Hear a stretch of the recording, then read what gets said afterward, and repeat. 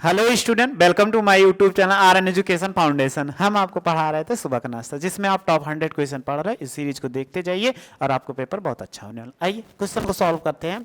Question हमारा क्या था?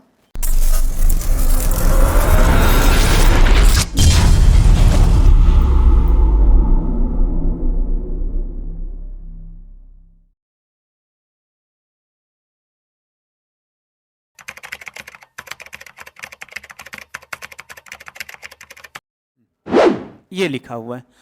अब ये क्वेश्चन में कह रहा है सातलीय। सातलीय का मतलब कोप्लेनर बोलते हैं। तो सातलीय यानी एक ही तल में स्थित होंगे। तो ये कैसे प्रूव किया जाए कि ये क्या है? सातलीय है। जब सातलीय यानी मतलब दोनों रेखाएं ऐसे जा रही, कहीं पे ये क्या एक तल में मिल रहे थे, तो कैसे इसको प्रूव किया जाए? तो पहले प्रूव करने से पहले आपको हम कॉन्सेप्ट बताते हैं, इसलिए सबसे पहले कॉन्सेप्ट सीखिए। तो अगर दो समतल, ये किसका? रेखा का समीकरण है। तो अगर मान लिया जाए कि रेखा क्या हो, x minus X one by A one और बराबर y minus Y one by B one हो जाए, और ये z minus Z one by C one हो। और देखो फिर दूसरा x माइनस एक्स टू बटे ए टू, क्योंकि दो रेखा होगा, और y माइनस वाई टू बटे बी टू हो जाए, और z माइनस जेड टू बटे कितना सी टू हो जाए। अगर ये दोनों समतल रेखा मिल जाए, अगर ये दोनों रेखा मिल गई, तो इनका क्या हो? सातलीय होने का प्रतिबंध। तो अगर हम लिख लें कि सातलीय होने का प्रतिबंध, होने का प्रतिबंध। अगर प्रतिबंध बहुत आसान है, बस आपको याद रखना पड़ेगा क्या होता है। तो देखो x2 minus X one determinants में रहेगा, और y2 माइनस वाई वन और z2 माइनस जेड वन।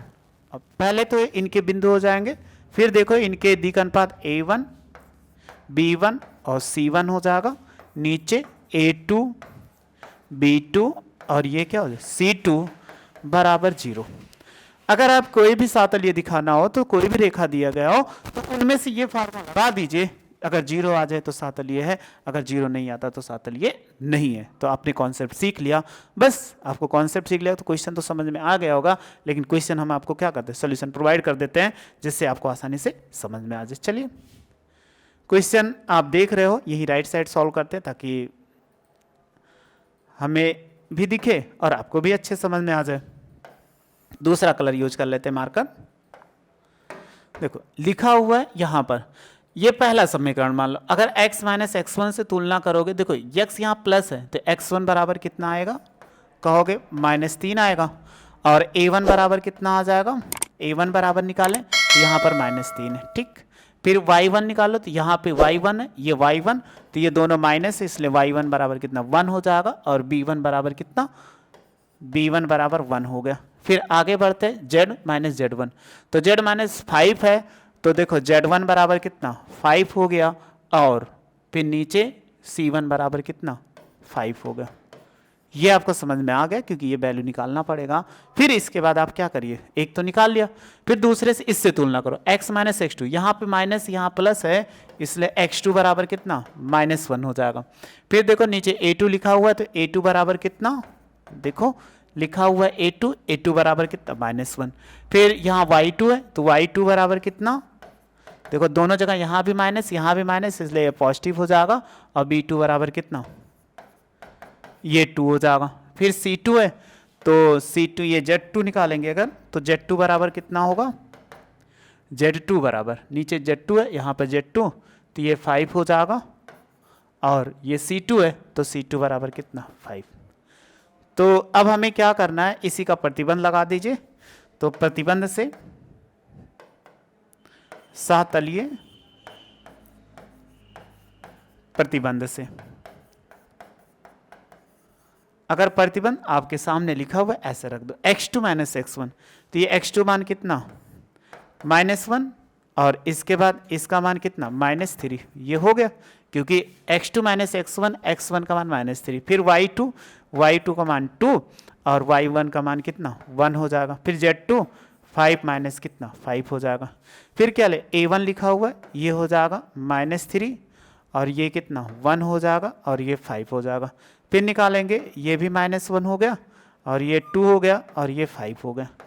इन्हीं को क्या करो डिटर्मिनेंट्स, तो आपने पढ़ा था डिटर्मिनेंट्स में अगर इसका हम प्रसार कर दें तो जीरो आ जाएगा, अगर जीरो आ गया तो सही है, नहीं जीरो आता है तो कोप्लेनर नहीं, लेकिन आपको दर्शाना था। तो देखो इसको 1 और इसको जब अगर 3 1 के 3 -1 और +3 हो जाएगा, -3 -1 हो जाएगा, और 2 में से 1 गया 1 और 1 2 हो जाएगा, 5 में से 5 गए 0, 5 और 5 हो जाएगा। इसको घटाओ, 3 में से 1 घटाएंगे 2, -3 -1 और ये हो जाएगा 1 1 2 0 5 5।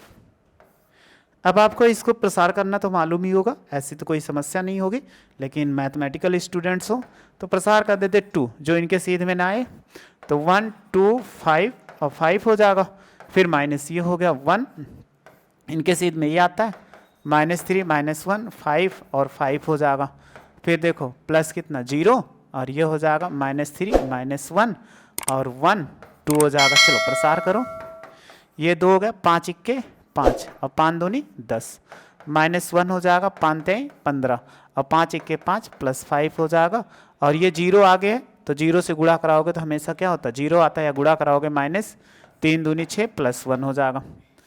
देखो ये हो गया 2 और 10 में से 5 गया तो -5 हो जाएगा, और -1 10 में से गया तो ये माइनस कितना 15 में से 5 गया तो -10 हो गया, और 0 से गुणा कराने पर 0 आ जाता है, आपकी हमने लिख दिया। अब इनको गुणा कराओ, 5 दूनी कितना -10 और माइनस माइनस +10 और घटा दो कितना 0, अर्थात क्या है सहतलीय है। ये तो प्रूव करना था कि सहतलीय हैं, तो हमने आसानी से प्रूव कर दिया। तो आपने कॉन्सेप्ट भी सीख लिया, अगर कॉन्सेप्ट इससे ज़्यादा कॉन्सेप्ट से अलग नहीं आते, एक क्वेश्चन सीखो और कॉन्सेप्ट सीखो। वेक्टर के क्वेश्चन जो होते हैं वो कॉन्सेप्चुअल होते हैं, तो आप अब इसका स्क्रीनशॉट ले लो पहले, इसका स्क्रीनशॉट ले लिए, अब इधर का ले लो।